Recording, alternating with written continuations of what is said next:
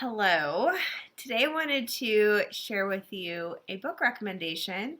This book is fantastic, well written, not necessarily classical, definitely not classical, but it was written in 1957 and is still extremely popular. It is still a New York Times bestseller, it still makes the list every so often, and wanted to share. So the book is Day of Infamy by Walter Lord. Again, it was written in 1957. Why do I like this book so much? Well, a couple things. One, obviously, learning American history is extremely valuable.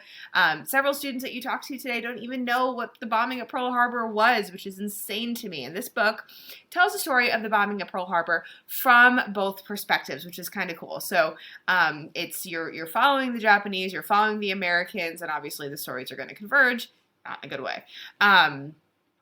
But one of the things that is kind of a unique thing that I really, really like about this is all the Japanese names in it. Why?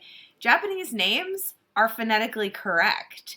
So even though this book is, I would put it at about an eighth grade reading level, ninth grade reading level. It's a very, very good book. Definitely something one of your more motivated middle schoolers can read, or any high schooler is going to probably find this interesting, especially if they have interest in American history. But since they're older, they probably haven't thought too much about phonics or phonetics too much since, they were little. So the thing that's really cool about this is, especially if you do oral reading with Day of Infamy, it is some really good practice on just phonetic pronunciation and all that kind of stuff, which obviously is still extremely valuable even later in an instructional journey. So Day of Infamy, The Bombing at Pearl Harbor by Walter Lord, highly recommend.